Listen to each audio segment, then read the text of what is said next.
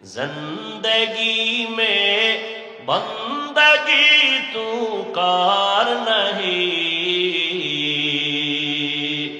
जिंदगी में बंदगी तू कार नहीं, जिंदगी बे बंदगी शर्मिंदा है, जिंदगी बे बंदगी शर्मिंदा है। यहाँ हम सब मुसाफिर दिल ना लगा, अहले दिल की नजर से रूह करता जा, शाह दौलत सब फकीर गर नेक नहीं, शाह दौलत सब फकीर गर नेक नहीं, जिंदगी में बंदगी तू कार नहीं,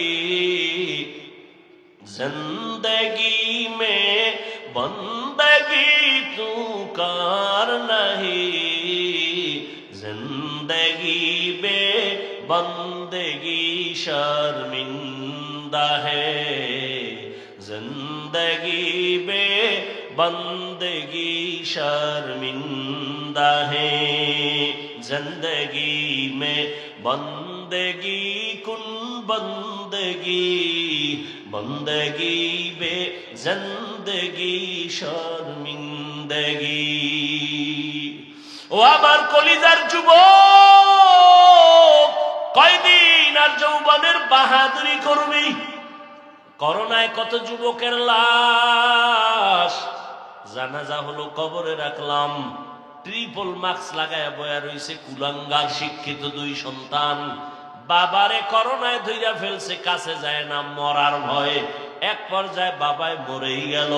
ওই শিক্ষিত দুই কুলাঙ্গার মাস্ক লাগাইয়া এলাকার গরিবের টাকা দিয়া কয় লাশটারে টেনে টেনে রাস্তায় ফেলে দিয়াস।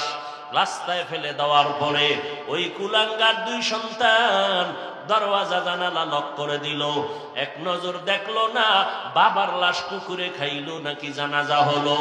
এই যুবকেরা ইতিহাস ভুলবি না, ওই সময় দেখছনি এই দেশের টুপিওয়ালা উলামায়ে কেরাম শত শত করোনার লাশ কাঁধে নিলেন, গোসল করালেন, কাফন পরালেন, জানাজা পরাইয়া কবরের মধ্যে রাখলেন।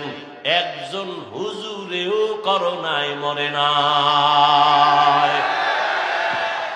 কেমনে বুঝাবো রে যুবক? শুরুতেই বলেছি উলামায়ে কেরাম ছাড়া কেউ তোদের আপন না। তুই যাকে আপন মনে করো, আমি বলি এ তোর ধান্দাবাজ আর চান্দাবাজ। স্বার্থে যদি আঘাত লাগে তোর দল থেকে নাম কাটবে না, কল্লা কেটে ফেলবে। ওরে আল্লাহর গোলাম, উলামায়ে কেরাম এই জাতিকে নিয়ে যেই ভাবনাটা ভাবে, এই ভাবনা কেউ ভাবে না। সবাই ভাবে নিজের চেয়ার, নিজের ক্ষমতা, নিজের দল। আর উলামায়ে কেরাম নিজের নিয়ে ভাবে না। ইমামতি থাকলে থাকলো, না থাকলে নাই, বয়ান হলে হলো, না হলে নাই, কিন্তু জাতিরে জুলুমের শিকার হতে দেওয়া যাবে না। এই জন্য মাজায় গামছা বাইদা রাস্তায় নেমেছেন। নামার পরে সফলতা আনার পরেও কোনো হুজুর কয় নাই আমার উপদেশটা বানাও। তবে সব আলেম ওলামারা হুঙ্কার দিয়েছে, আবার জুলুম যদি হয় আবার এ জমিনে আন্দোলন হবে। কোন জালেমকে সুযোগ দেওয়া হবে না। জুলুমের বিরুদ্ধে আন্দোলন। মুসলমানের আন্দোলন একবার হয় না, বারবার। মুসলমান জীবন একবার দেয় না, বারবার। উম্মতের জন্য আলেমরা ভাবে। এই যুবক, বহু বুদ্ধি লয়ে ঘুরো, একটু জবাব দাও বাবারা। একটা সরকারি চাকরি করে এক ব্যক্তি বা বেসরকারি চাকরি করে, ডিউটি কয় ঘন্টা? আর তাড়াতাড়ি বলো। 8 ঘন্টা। বেতন নিম্নে বেতন কত? 20,000 ধরো। কত? 20,000 টাকা বেতন। আর টেবিলের নিচে আজে বাজে মুক্ত তো আছেই, কত ফ্রি। আর বলো বাবা, একজন আলেম মসজিদে ইমামতি করে, তার ডিউটি কয় ঘন্টা? বলো। বেতন কত? 6 লাখ। 5,000, 6,000, 7,000, 6 মাস বাকি, সভাপতি 100 টাকা দেয়, তাও ঠিক মতো মাসে মাসে দেয় না। ওরে একক তো নামাজ যদি না পড়ায়, রিক্সার ড্রাইভার আইয়াও ধমক দেয়, হুজুর গেছিলেন কই? হুজুর বলে, তুমি কে আমারে ধমক দিলা? আমি রিক্সার ড্রাইভার। তোমার এত পাওয়ার কেন? কয় 5 টাকা মাসে বেতন দেই। কি পরিমাণ জুলুম করতেছো! অথচ তোমার যেই সরকারের টাকা নিয়ে চলো, যেই কোম্পানির মালিকের চাকরি করে টাকা নিয়ে সংসার চালাও, ওই কোম্পানির বিরুদ্ধে আবার মানববন্ধন করো, সরকারের বিরুদ্ধে মানববন্ধন করো, বেতনের স্কেল বাড়াও, না হয় গদির মধ্যে লাল বাতি জ্বালায় দিব। আর একজন ইমাম 5-7 হাজার টাকা বেতন পাইয়াও 6 মাসেও বাকি পায় না। কোনদিন বলে নাই বেতন বাড়াও, কোনদিন বলে নাই আমার বেতন বাকি কেন। বরং যত মানুষ গালি দেয়, আল্লাহর বান্দা কলিজা বইরা দোয়া করে, ও দয়ার মালিক, এলাকায় শান্তি দাও, এলাকার রোগীদের সুস্থ বানায় দাও, কবরওয়ালাদের জান্নাত দাও, ব্যবসায়ী চাকরিজীবীদের কামাই রুজিতে বরকত দাও। এরপরও যারা হুজুরের বিরুদ্ধে লেখো, তোর মতো কুলাঙ্গার এই জমিনে আর কেউ নাই। মেরা এজাজু করদন বেহিসাব, খলকে রাদাদন জওয়াবে বাসওয়াব, হক নদারত দোস্তে খলকা জারে রানিস্তে ই খসলত একে দিনদারেরা। ও আমার কলিজার যুবক, জিনলা না, এখনো পর্যন্ত বুঝলা না তোমার আসল কে আর নকল কে রে বাবা। আজকে তুমি যার পিছনে ঘুরো, তোমার জন্য কিন্তু সে কাঁদে না। এজন্য একজনে বলছে, তুমি যাকে ভালোবাসো সে তোমার বন্ধু না, তোমাকে যে ভালোবাসে সে তোমার বন্ধু। তুমি যাকে ভালোবাসে সে তোমার, তোমারে যে ভালোবাসে সে তোমার আসল বন্ধু। এরে নবীর উম্মতের দল, আল্লাহ তাআলা বলেন, মানুষ আমি বানাইছি, সব মানুষ এক না। কুকুর আল্লাহ বানাইছেন, সব এক না। আপনাদের এলাকায় গরু আসেনি? আল্লাহ সব গরু বানাইছেন, সব আল্লাহর মখলুক, সব গরুর দাম নাই। কিন্তু মুসা নবীর সাথে যেই গাভীটার সম্পর্ক, এটার দাম বেড়ে গেছে, জান্নাতে যাবে। পিপিলিকা আছে না নাই? সব পিপিলিকা আল্লাহর বানানো মখলুক, সব পিপিলিকার দাম নাই। সুলাইমান নবীর সাথে যেই পিপিলিকার সম্পর্ক, ওই পিপিলিকা আল্লাহর জান্নাতে যাবে। এই জমিনে আমার আল্লাহ উট আর উটনি বানাইছেন, কোন উটনি আর উটের দাম ওই পরিমাণ নাই। রহমতের নবী যেই উটে সওয়ার হইছেন, ওই উট জান্নাতে যাবে। ওরে আল্লাহর বান্দা, সালেহ আলাইহিস সালামের পাহাড় থেকে বেরিয়ে আসা উটনি আল্লাহর জান্নাতে যাবে। এরে নবীর আশিক উম্মতের দল, ভালো করে বুঝো, এই আকাশের খোলা জায়গায় কত পাখি উড়তেছে, কত সুন্দর সুন্দর পাখি, একটারও মূল্য নাই। ওই সুলাইমান নবীর হুদহুদ নামের পাখিটা আল্লাহর জান্নাতে চলে যাবে। মানুষ তো সব আমার আল্লাহর বানানো মখলুক, সব মানুষ আমার আল্লাহর জান্নাতে যাবে না। এইবার বুঝো মানুষ কাকে বলে, ভালো করে শুনো। একদল মানুষ আছে বংশগত মানুষ, আর একদল মানুষ হলো গুণগত মানুষ, আর একদল মানুষ হলো জন্মগত মানুষ। আল্লাহর আদালতে বংশগত মানুষের কোনো মূল্য নাই, জন্মগত মানুষের মূল্য নাই। একমাত্র গুণগত মানুষগুলো দামি। কেমন দামি? আল্লাহ বলেন, আমি এদের বিনা হিসাবে জান্নাত দিয়া দিব। গুণের মানুষ কাকে বলে? বংশগত মানুষ তো তারা যেই মানুষের বংশে জন্ম হয়। আমাদের বংশগত বাবা পয়গম্বর আদম, আর আমরা তার সন্তান, বংশগত মানুষ। আমার আব্বা জান, আমার জন্মদাতা বাবা, তার ঔরস আমি জন্মগত সন্তান মানুষ। এই মানুষের কোনো ভ্যালু আল্লাহর কাছে নাই। একমাত্র গুণের মানুষ আল্লাহর কাছে দামি। এইবার বুঝার চেষ্টা করি, গুণের মানুষ কাকে? ঘুমাসে? আপনাদের ঘুমাসে? এ বাঙালি ঘুমায় রাইতে? মিথ্যা কথা। যদি কেউ রাতে ঘুমায়, সারা রাত মোবাইলের হক আদায় করে, বউয়ের হকের খবর নেই, মাইয়া বলার হক আদায় করে না, মোবাইলের হকটা আদায় করে, যদি আল্লাহ উসিলায় মাফ করে।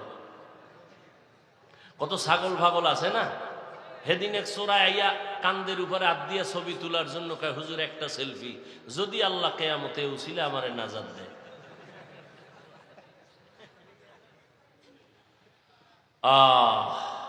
তুমি এখান থেকে বের হওয়া মাত্রই চোখের গুনাহ, হাতের গুনাহ শুরু হয়ে যাবে, জবানের গুনাহ শুরু হবে।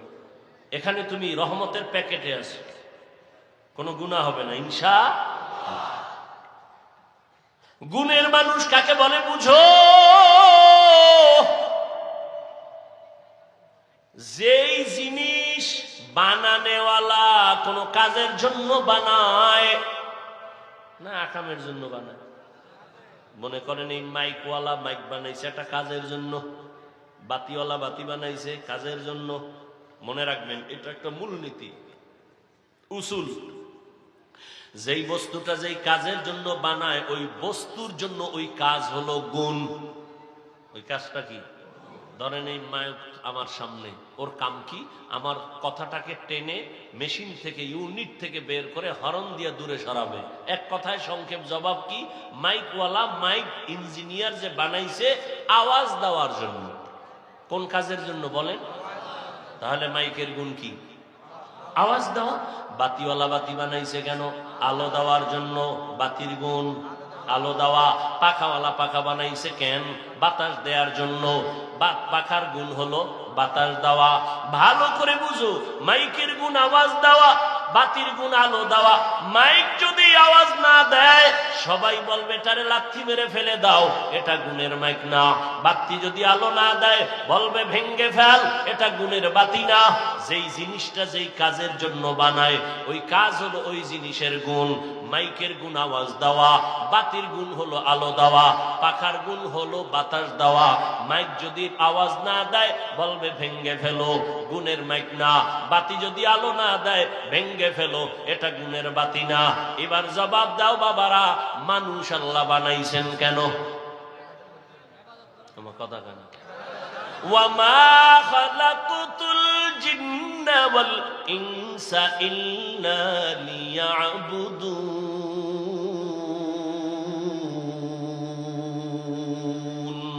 মা খালাকুতুল জিন্না ওয়াল ইনসি বাখা জুজ ইবাদাত নিস্তে মাকসুদ আজ্জাহা। আল্লাহ তাআলা বলেন আমি মানুষ বানাবার একটাই কারণ ইবাদত। বলেন মানুষের বানানোর কারণ কি? ইবাদত। মানুষ বানাইছেন ইবাদতের জন্য। এবার আমাকে আপনারাই জবাব দেন, মানুষের গুণ কি? বলেন ইবাদত করা। এখন ইবাদত কি? মসজিদ আর মাদ্রাসা এটা ইবাদত। সারা রাত যায় নামাজে তাসবিহ টানো, দিনের বেলা রোজা রাখো, এটা তোমার ইবাদত না, এটা ইবাদতের অংশ। বান্দা তুমি জীবনে যা করবা যা বলবা সব ইবাদত। খানা খাও ইবাদত, তুমি ঘুমাইবা ইবাদত, বাথরুমে যাইবা ইবাদত, জীবনে তুমি যা করবা সব ইবাদত। মন গড়া। একজনে মাগরিবের নামাজে দাঁড়াইছে, 3 রাকাতে যাইয়া চিন্তায় পড়ছে বেজোর হইরা লাভ কি, আর 2টা সেজদা বাড়াইয়া জোর করি 4 রাকাত হয়ে গেছে। আল্লাহ খুশি না? আল্লাহ কয় বেদবি করলি কেন? সব বাদ, নতুন করে দাঁড়ায় কানে ধর, তওবা করে আবার আল্লাহু আকবার বলে নামাজ শুরু কর। জীবনে যা করবা সব ইবাদত হতে হবে আল্লাহর সন্তুষ্টির জন্য, মদিনাওয়ালা নবীর আদর্শ অনুযায়ী। ও আমার কলিজার যুবক, এই যে 1 বোতল পানি দেখো স্টেজে, পানি পান করার দরকার তোমারও আমারও, পিপাসা নিবারণের জন্য। কিন্তু ইবাদত বানাইয়া পানি পান কর, সওয়াবও হবে, পিপাসাও মিটবে। কেমনে? কষ্টের কিছু না। তুমি কেমনে পান করো? বাম হাতটা নিয়ে লাগায় দেবা বোতলে, ডান হাত দিয়া মুখা খুইলে একটা টান মারবা বাম হাতে, আধা লিটার নাই। আমি এটাকে ইবাদত বানায় পান করব, ডান হাতে বোতল ধইরা বাম হাতে মুখাটা খুইলা আমি বোতলটা মুখে দিয়া একবারে পুরাটা পান করব না, 3টা স্টেপ দিয়া আমি পান করব। 3 নিঃশ্বাসে পানিও পান হবে, ইবাদতও হবে। ইবাদতের পরিণাম ফল বিনা হিসাবে জান্নাত। জুতা তুমিও পরো, আমিও জুতা পরি, এবাদত বানায় জুতা পরো। কেমনে? কষ্টের কিছু না। তোমারে কে বলছে ইসলাম কঠিন? বড় সহজ, তুমি মানতে জানো না। জুতাটা পরতে গিয়া ডান পাও ডান জুতায় আগে ঢুকাও, এরপরে বাম পা বাম জুতায় ঢুকাও।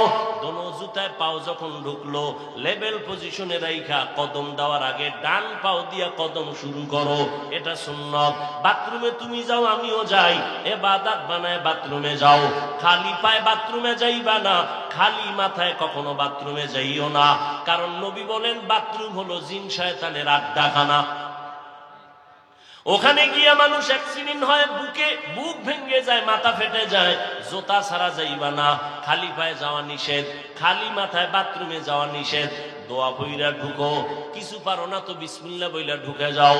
বাথরুমে গিয়া যখন বসবা, বাম পায়ের উপরে ভর করে বসবা, সুন্নত। কোন পা?